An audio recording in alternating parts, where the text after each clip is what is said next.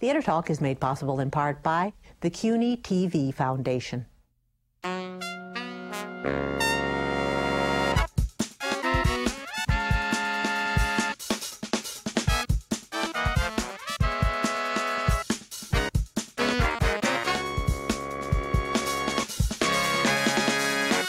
From New York City, this is Theater Talk.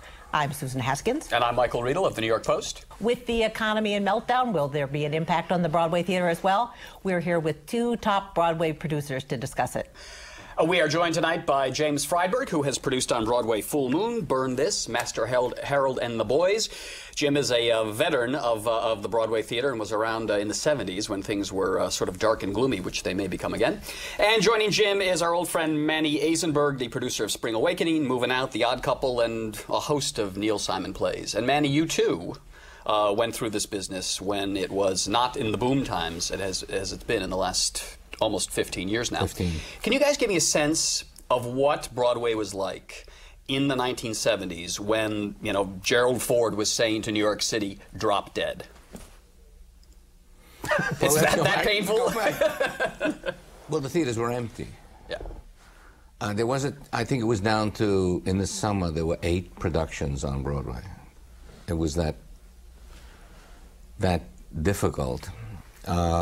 But I think the conditions are totally different now. You do? Oh, totally. You do. Do you have a sense, though, Jim, that this industry, which has posted, you know, billion-dollar-a-year grosses for the last several years, that has raised ticket prices for, you know, to $250, $325 for premium price seats, tax on, you know, $25 extra sit on the aisle, do you think all this is coming to an end? I mean, basically, the entire situation that we're seeing in the economy right now, and this convulsions with the Secretary of the Treasury and all the banking system and Wall Street, is really only about one thing: greed, and not playing by the rules, just having no rules. Has this happened on Broadway? It has absolutely happened on Broadway. It's happened in every industry. And what's interesting is it's kind of funny that the public doesn't seem to, they keep blaming it on everybody else, but they're part of the problem as well, because they've been greedy as well. They took on mortgages that they couldn't afford. They then started borrowing money against their houses and buying. Nobody looked at what might happen if something went wrong. Oh, nothing can go wrong. And it's all about greed, and it's very frightening because where we are now is much different than we were, for instance, in other bad economic periods where actually Broadway did pretty well. We now have a situation where the dollar was up to, against the pound, $2 against the dollar. There were many reasons why Europeans came over. But that was all based on the fact that oil is traded in dollars. That was what a lot of that was, and now oil starts to move down, the dollar starts to devalue. Where's the audience going to be, since a large percentage of the audience that we had was coming foreign from tourists? All right, Manny, specifically, what are you seeing in ticket sales to indicate to you that things are beginning to, you know, get into some trouble here on Broadway? I think that they're specific. As we speak now, you can kind of count on 31 Broadway theaters being occupied. Right. If you look at it very carefully, it's very reasonable to assume that by January, 15 of those shows could be gone. Very reasonable. 5 or 6 are automatically gone. There are only 4 shows booked for the spring. Really?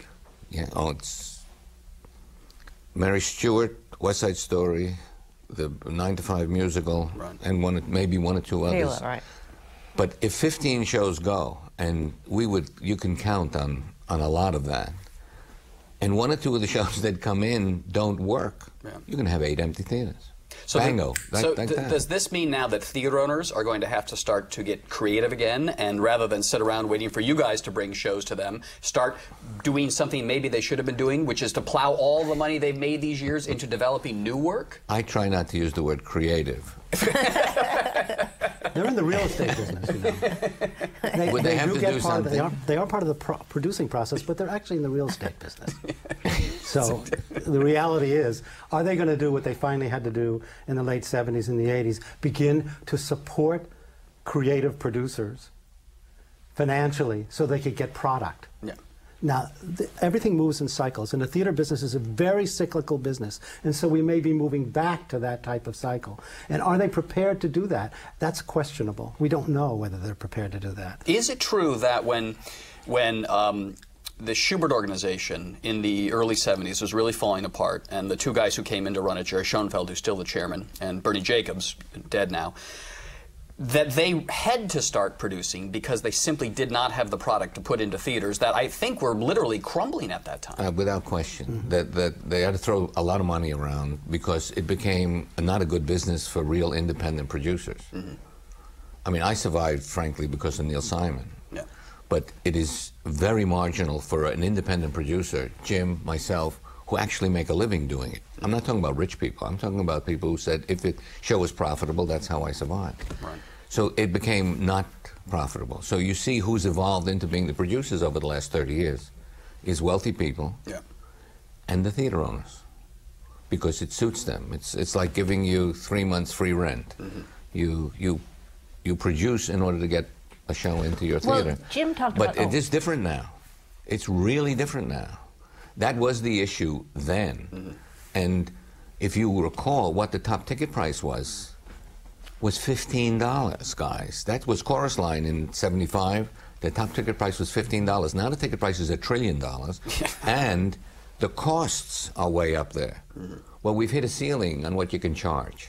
For the top ticket price. Yes, because the era of the premium ticket will diminish radically, except for the giant successes. Right. A few banks that used to buy tickets at inordinate prices are out of business. Right. A few investment banking houses are out of business, and you can't be that indulgent. Who can afford to come? They're not going to spend that kind of money, so you'll diminish the audience.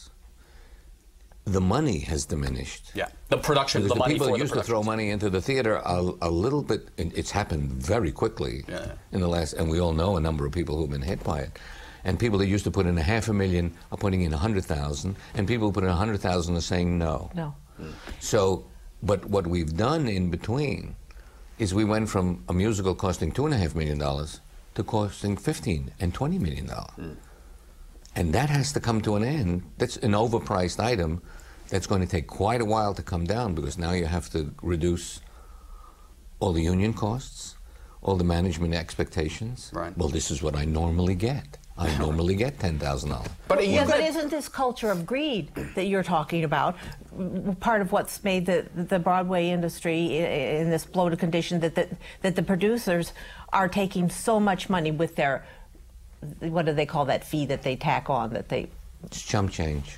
Right, Sorry. you know, whether they charge you... It's really not a lot of money. That's really not a lot of money. It's really not a lot. No. You mean the fee for restoring the theaters? For restoring the restoration. That's not the producers, please. That's not the theater producers. That's the theater owners. All right, the theater owners. But what I'm saying is the greed in the ticket prices being proportionately so high to the cost of living. Yes. Isn't that part of the? Yes, we even have an expression in the theater called the net gross. Figure that one out. Do you see, if this industry gets into trouble, as the city may get into trouble, do you see any way that the unions would actually say, all right, we can't charge these high ticket prices anymore, so we unions are going to have to give something up to help this industry? Do you see that happening? Not exactly. I think it's going to be really difficult. And because the habit of letting negotiations go on and making settlements through the years has gone on for so long that the level that they're at, they're not. We saw that in the stagehands situation. They weren't really willing to give up certain things.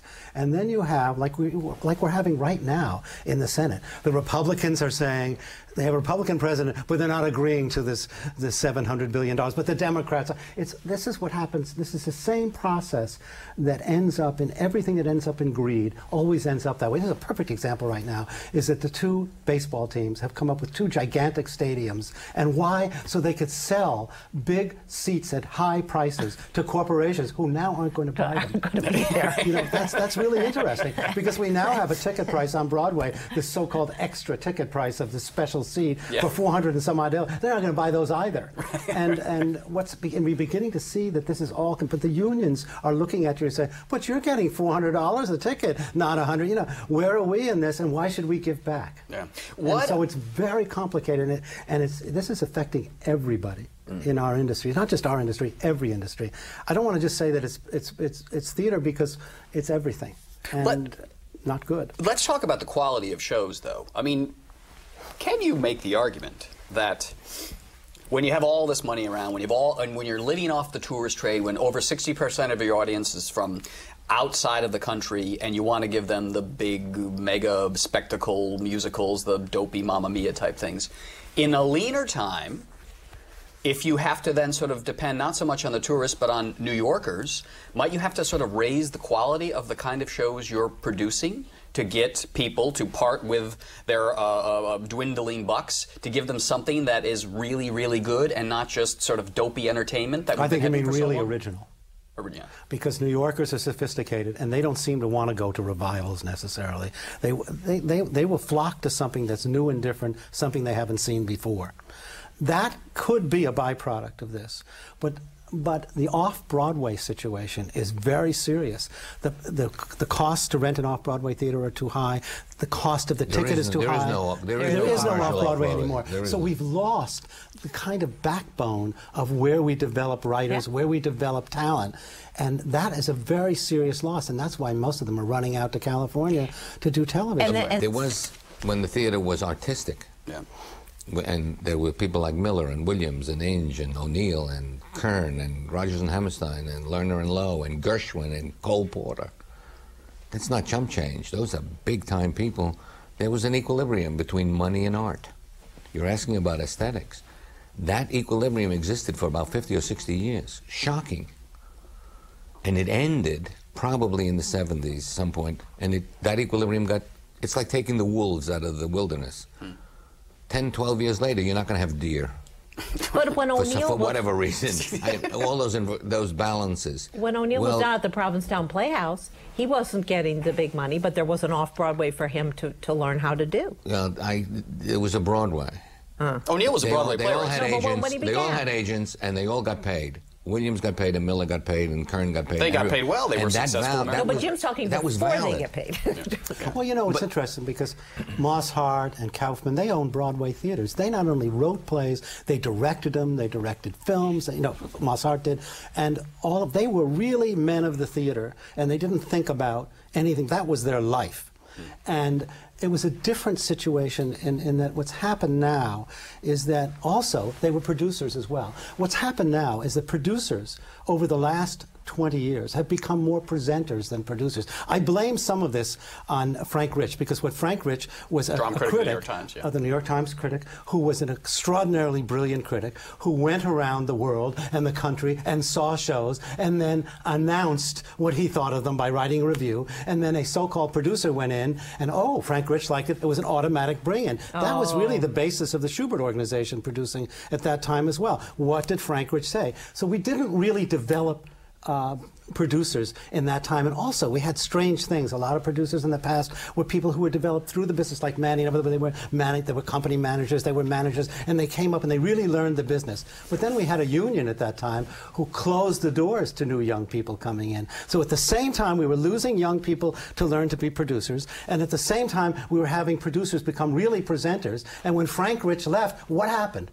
Revivals, because that was the only thing people knew. And you know something, we're kind of in that period again, because we don't really have many people who have developed product. What we have is people who say, oh, I'll do that because I know what it is, because I saw the film, or I'll do that because I saw it as, you know, something else, or but they're not, where the audiences have been the largest historically, and what people don't seem to understand is when things were developed for the theater, like Chorus Line, that weren't something from something else. And until we begin to develop more producers, and they're not just very wealthy people who are putting down checks for things they're familiar with, right, then we're going to have a better theater. We don't have that yet again. The producers are part of it, but it's about artistry. It's ultimately about the aesthetic part. Where are the writers? Where are the directors? Where are the actors? The actors are doing films. We can't compete financially with what gets paid for film and television. But what we used to be able to compete with was art, aesthetics. So that if you won the Tony, or if you were judged by how good an actor you were on the stage, not in a film. Jason Robards did a play every year. This was the class place. We have to reestablish that. Do you really think that this industry could really fall apart, Jim? Could things get dire? Could we have empty theaters? Could we have a handful of shows and that's it? That's part of the cycle, yes, I do. Will it happen this year? No, but will it happen over the next few years? Yes. And there's also an interesting thing about this. There's some very long-running musicals who aren't going to go away so quickly, and there's going to be this whole thing of people having to figure out if they're going to do a musical, it may have to be smaller and play in a playhouse. I mean, those things will automatically begin to maybe cut the cost of things as well. But I do think the cycle is about to go the other way, but it's going to take about 3 years before it really happens. Now, from your organization, the League of American Theaters and Producers, or I think it has a new name now, the Broadway League. They change it all the time. I can't keep up with it.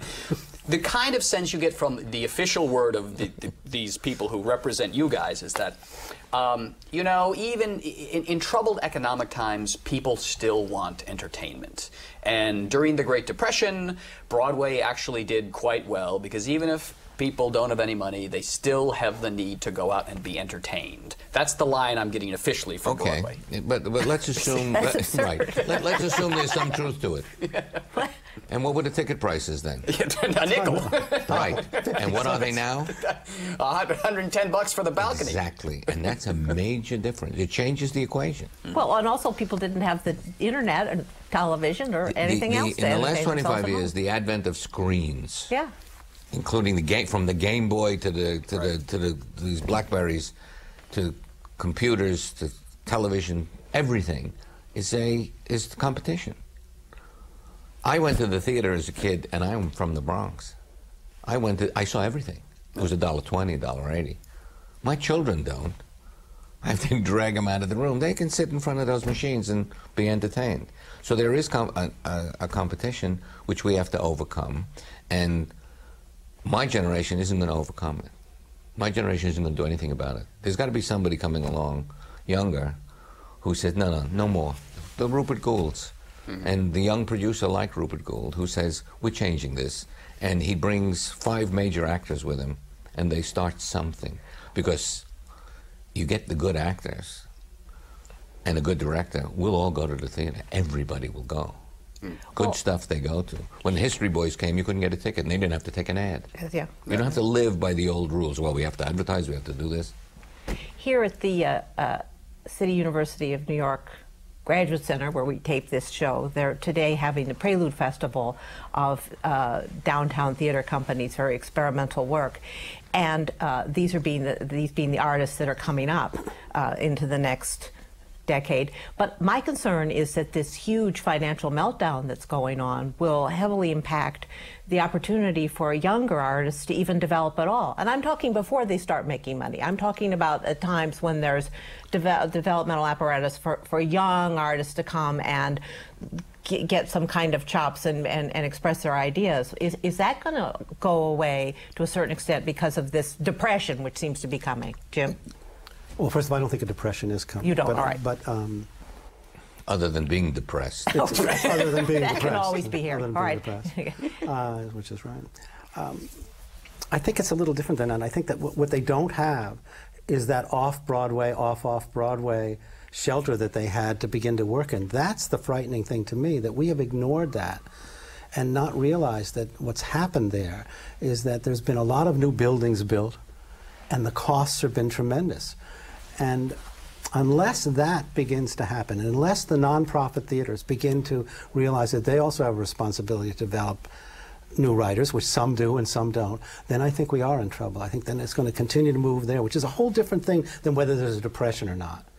That's a separate issue altogether. I use the wrong word, but you know what I'm saying. Well, economic downturn. An economic downturn is not necessarily what our problem is. Our problem was the economic upturn, which eliminated the ability to really support artists because people became more interested in other things, and Broadway became this special place for very wealthy people. Are these mega rich people, we all know who they are, they're not really producers, they're people who made a fortune in real estate and other places, and they get to be instant producer overnight.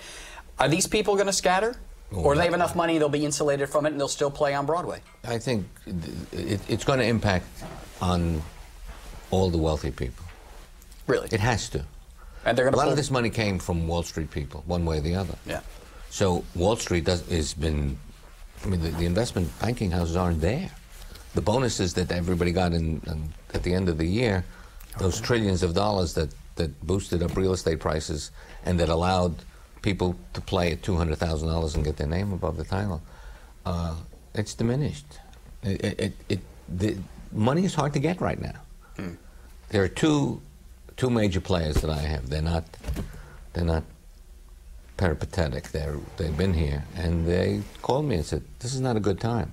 They used to put in $500,000 on just anything. like that, yeah. And it's now 100 or 200, and they're now being very selective. 100 or 200. I'll tell you what has Listen, well, we joked before the show that the first show I ever did was The Lion in Winter. It was $150,000 capitalization. That play right now would be $3 million. So 100 or 200 was the entire capitalization. Now, you have to get 15 200s to make $3 million. And there aren't going to be their plays are the first things to suffer. Just take a look at what's coming in. Almost all of them are revivals. Right. And there are 2 or 3 maybe original plays, but they're not really originating on Broadway, are they? No. So Broadway, we used to do plays. Remember that New Haven, Boston, come into New York? Yeah, well, that's about it. It's gone. Yeah. But that's the loss of the art of producing, too. That's this whole thing about supporting artists, because, you know, when you're talking about supporting artists, the first money that's left, that's vanished, is development money. That was a big key to many producers who develop. They would go to somebody, they say, I'm developing this, and they would get a certain amount of development money to begin to get it off its feet. Suddenly, that money is gone. That's completely gone. And now where you are is who's going to put that money up? Well, if you're a real producer, you're not in the money, you're not in the investment business, you're in the development business. And you need those investors. I see that as a very serious problem right now. Really serious, because without that, what I call front money, development money, whatever it is, that's gonna take a lot of things and put them to the side. Look at what that guys are process vanishing. was. Yeah. Your playwright would give you his play, a first draft, and you'd say, I like this play. And you give him $2,500 or $5,000 in the old days. And the ultimate goal was to get the play on Broadway, where he would then make a living. Right. If it worked, he didn't have to write screenplays. He didn't have to write a television piece. He would make a living and also get the Congressional Medal of Art. It was quality. That process is gone. Because what is substituted for it is not-for-profit. So you may get the $2,500 or the $5,000, but then they get 6 weeks somewhere, and then he still has to write a screenplay. Because you can't make a living on that. On the nonprofit stuff. What's going to happen, we only have a minute left, what's going to happen to the big corporations on Broadway now? Disney, DreamWorks is now coming on with Shrek. I mean, are they in it for the long haul, or are they going to be in some trouble too? I see the grosses for Little Mermaid and Mary Poppins plunging.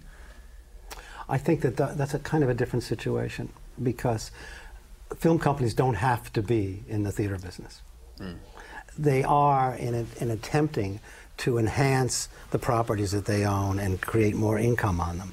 But theater is, you know, once the show's closed, it's gone. And I think after a while, if it's a very cottage industry with big visibility, and I think if the film companies begin to see that the publicity about them and the reviews are not good and the audiences aren't, I think they'll run away from this business. They're not really here to stay. They're here while it's an opportune time. That's what the film business is anyway. And so I think that I don't know what will happen. So if a Shrek doesn't make it, you don't see DreamWorks, you know, pulling a bunch of their titles off the shelf and turning them into musicals as Disney's We've gone through that period where every movie is now being considered. I mean, I actually saw people came into the office with the possibility of doing the gunfight at the OK Corral. And another one was Shane. Shane the musical. I mean, but that will subside. It's like a fever. It'll go away. But because of Chicago, something else is happening also, and that is that film companies are now looking to the New York stage to possibly take for material. some film that we made into a musical and now make it into a musical film. So both hands are back and forth. So I can't say that I think that creates loyalty. That's a diminishing thing too.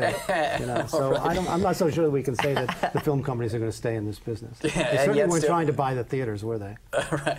Any chance? Last quick question. Any chance that if things get really bad, these companies that own theaters on Broadway are going to fall apart, and Broadway theaters could be on the market? I don't think so.